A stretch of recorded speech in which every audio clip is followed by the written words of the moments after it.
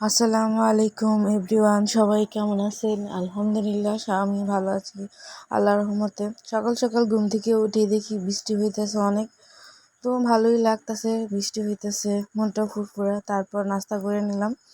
সকালবেলা রুটি, ভাজি, ডিম ভাজি আর কয়েক রকমের ফল খেলাম। তো ফলটল খাওয়াটা শেষ করলাম, নাস্তা শেষ করে তারপর দুপুরে রাতের জন্য রান্না রেডি করতেছিল। তো দেখি সব তরকারি সব কাটাকাটি শেষ। তো আজকে করলা, তারপর এই যে কি বলে কচুরমুখী দিয়ে আলু, শিং মাছের তরকারি আর শাক রান্না করছে শুটকি দিয়ে, এই আর কি। তো প্রথমে ওইদিকে ভাতও বসাই দিছে। আর আমাদের শিং মাছ ভাজি করবে, তো হলুদ মরিচ আর লবণ দিয়ে একটু মাইখে নিতেছে।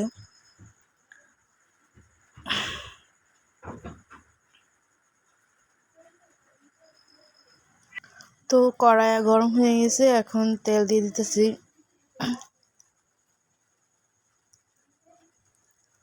তো তেলটা গরম হওয়ার পর আমরা মাছ দিয়ে দিতেছি। তো মাছটা ভাজি করব হালকা, ডিপ ফ্রাই করব না। ডিপ ফ্রাই করলে মাছ তরকারির সাথে খেতে ভালো লাগে না।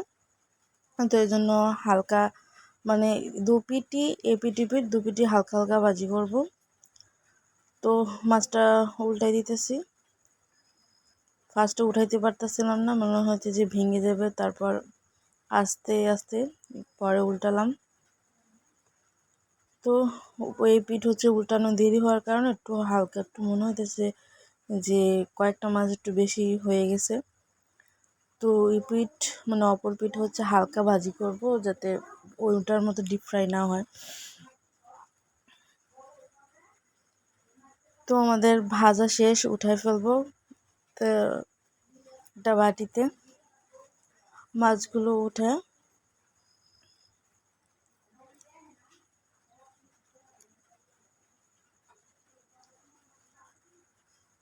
তো মাছ উঠানো কমপ্লিট। এখন তরকারি বসাই দিব। তো পেঁয়াজ কুচি দিয়ে দেওয়া হলো। আর মাছের যে ভাজা তেলগুলো ছিল, বাকি তেলগুলো ভাজার পর ওই তেলের মধ্যে আর কোনো তেল দেওয়া হয়নি। ওই তেলের মধ্যে পেঁয়াজ কুচি, পেঁয়াজ ভাজা হলো। আমাদের কচুরমুখী আর আলু তেলে ভাজা ভাজা করবো, ভাজলে একটু আলাদা একটু ঘ্রাণ আসে, অথবা তরকারিটা খেতেও ভালো লাগে।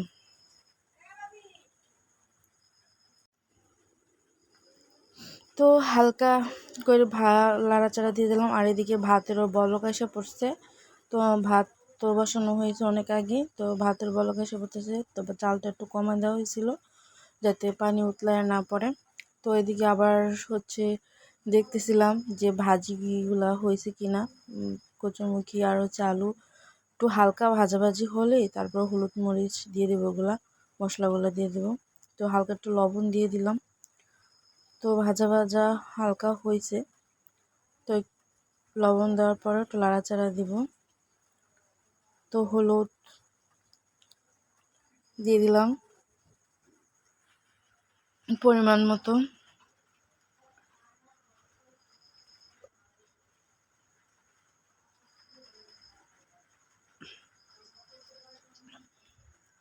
মরিচের গুঁড়াও দিয়ে দিলাম। মরিচটা একটু বেশি দেবো কারণ কচুরমুখীও তো একটু মিঠা মিঠা, আলুও তো মিঠা, তার জন্য যাতে মানে ব্যালেন্স হয় ওইরকম একটু হালকা হালকা জাল রাখবো। আর ঝোল তরকারি মাছ তো এটা, তো মশলাগুলো দিয়ে ভালো মতো কষাবো হালকা পানি দিয়ে। তো পানি দিয়ে দিলাম কষানোর জন্য। তো ভালো করে সবগুলোর সাথে মিশিয়ে তারপর ঢাকনা দিয়ে ঢেকে দেব।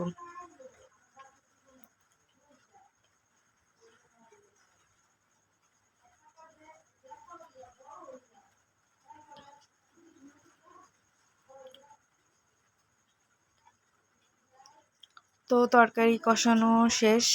তো এখন ভালো করে লাড়াচাড়া দিয়ে ঝোলের জন্য মানে তরকারির ঝোল রাখার জন্য যে ঝোলটা দেওয়া দরকার, ওই ঝোলটা দিয়ে দিব। ভালো মতো কষাই নিই। তো ফার্স্টে তো অল্প একটু ঝোল দিব যাতে নিচে না লাগিয়ে যায়, তো দিয়ে দিলাম। তো বাকি বেশি করে এখন ঝোল দিয়ে দেবো যাতে তরকারি এই রান্না হওয়ার পর যতটুকু থাকে মানে খাওয়া যায় ওরকম পরিমাণ মতো রাখবো আর কি, ওইটুকু জল দিব, একটু বেশি দিব, কারণ হচ্ছে আলু আর হচ্ছে কচুরমুখী যাতে সিদ্ধ হয় ওরকম পরিমাণ। কষানোর মধ্যে সিদ্ধ হয়ে গেছে অর্ধেক, বাকিটা হচ্ছে সিদ্ধ করব জল দেওয়ার পর। তো জল দিয়ে দিলাম, তো এখন ঢেকে দেব। আর ওইদিকে ভাতও হয়ে গেছে আমাদের, তো ভাতটা মার গালতেছে। তো প্রথম মার গালতে গিয়ে হচ্ছে ঢাকনাটা সামনে চলে আসে, তো ভয় পেয়েছিলাম যে হাতে যাতে মারটা পড়ে যায়, একটু ভয় ছিল। পরে ঠিক করে পরে আবার বসানো হয়েছে, মানে ভাতের যে মাঠটার ভাপ, ওই ভাপটা এসে হাত গরম লাগার থেকে সামনে এসে পড়ছিল, মানে ভয় পেয়ে গেছিলাম। তো মার গালা শেষ, আর আমাদের যে ঝোল দিয়ে দিয়েছিলাম তরকারির ঝোল হচ্ছে বলক এসে পড়ছে। তো আমাদের বলক আসার পর আমরা ভাজা মাছগুলো দিয়ে দিব তরকারির মধ্যে, তারপর মাছ দিয়ে ঢাকনা দিয়ে ঢেকে দেব। তো মাছের ঝোলও শুকায় পড়ছে, এখন ধনিয়া পাতা দিয়ে উঠায় ফেলবো। তো ধনিয়া পাতা দেওয়া শেষ, মাছের ফ্লেভারের জন্য একটা ধনিয়া পাতা দিয়েছি, অনেক সুন্দর একটা গ্রান আসছিল। তো তরকারি হওয়া শেষে এখন আমরা একটা বাটিতে ঢেলে ফেলতেছি। আবারও হাতের ভিতরে ভাপ লেগে গেছিল, অনেক রান্না করতে যে কত কষ্ট। তো আমাদের করলা ভাজিও প্রায় কমপ্লিট, এখন ভাজা ভাজা করে ফেলতেছি। একেও করলা ভাজি কমপ্লিট হয়ে গেছে। তো আমাদের শাক রান্নার জন্য শাক কেটে নিতেছি, শাক দিয়ে শুটকি রান্না করব। এখানে কয়েক রকমের শাক ছিল, পুঁই শাক, হচ্ছে কচুল্লা শাক, আমাদের এলাকায় কচুল্লা শাক বলে, অন্যান্য এলাকায় কী বলে জানি না।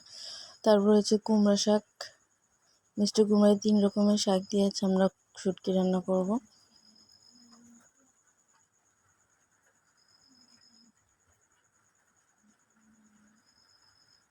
শাকগুলো প্রথমেই ধুয়ে পরিষ্কার করে নিচ্ছি, যাতে কুটার পর আর কোনো ধোয়া না লাগে। এভাবেই পরিষ্কার করা ভালো, কুটার আগে সব পরিষ্কার করে ধুয়ে নেওয়া উচিত। তো আমরা তরকারি বসাই দেব।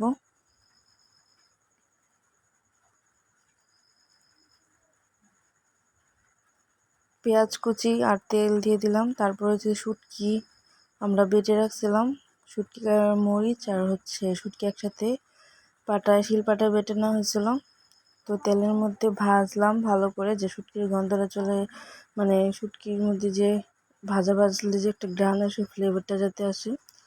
তো হলুদ দিয়ে দিলাম পরিমাণ মতো, আর হচ্ছে হালকা মরিচ দেব, কারণ শুকনো মরিচ এমনিও বাটা হয়েছে, যাতে তো বেশি মরিচ দেব না, যাতে ঝাল না হয়ে যায়। তো পরিমাণ মতো মরিচ দিয়ে দিলাম, অল্পই দিছি কারণ তরকারি বা শুটকির মধ্যে আগেই মরিচ ছিল। তো লবণ দিয়ে দেব, লবণ দিয়ে হচ্ছে মশলাটা ভালো করে হালকা একটু পানি দিয়ে মশলাটা ভালো করে কষাই নেব।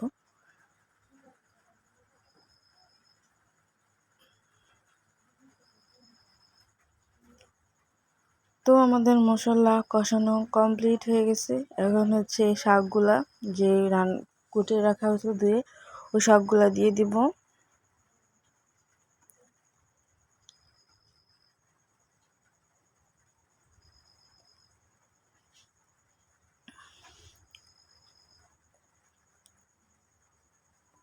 আর এখন এমন একটা সময়, একটু পরপরই বৃষ্টি হয়, একটু থামে আবার বৃষ্টি হয়, ভালোই লাগে। কিন্তু যাদের বাহিরে কাজকর্ম আছে তাদের অনেক কষ্ট হয়ে যায় বৃষ্টির মধ্যে, কোনো কাজকর্ম করতে পারতেছে না, বাইরে যেতে পারতেছে না। বিশেষ করে যারা মাঠে ঘাটে কাজ করে তাদের অনেক কষ্ট হয়ে যায়। আর আমরা যারা বাসায় থাকি তাদের তো কোনো সমস্যাই নাই, বৃষ্টি বিলাস করি আর কি, সবার জন্য বৃষ্টি সুখকর হয় না আর কি। তো আমাদের শাক হচ্ছে কষানো হয়ে গেছে, তো এখন সামান্য পরিমাণ ঝোল দিয়ে তরকারিটা এখন রান্না করব, যাতে ভালো মতো এখন সুন্দর মতো রান্নার জন্য শাকগুলো যাতে ভালো করে সিদ্ধ হয়ে যায় তার জন্য। তো এখন হালকা একটু পানি দিয়ে ঢাকনা দিয়ে ঢেকে দেবো, যাতে ফুল রান্নাটা হয়ে যায় অল্প একটু পানি দিয়ে। কাঁচামরিচ দিয়ে দেবো কয়েকটা গ্রানের জন্য, যাতে গ্রান আসে সুন্দর। তো আমাদের শুটকির রান্না কমপ্লিট, ঝোল টোল শুকিয়ে গেছে একদম। এখন হচ্ছে সামান্য পরিমাণে একটু গ্যাসটা কমিয়ে দিলাম, আর হচ্ছে ধনেপাতা দিয়ে দেব। ধনেপাতা দিয়ে এখন তরকারিটা উঠে ফেলার পালা।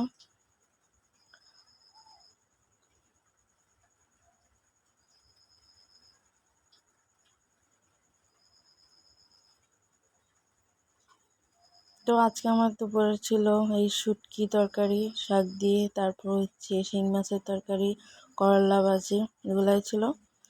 তো আজকের ব্লগটা এ পর্যন্তই। সবাই ভালো থাকবেন আর আমাদের ব্লগটা বেশি বেশি শেয়ার করবেন, আর অবশ্যই কমেন্ট করে জানাবেন কেমন হলো, আর কে কী খাওয়া দাওয়া করলেন আমাদেরকে অবশ্যই জানাবেন। আল্লাহ হাফেজ।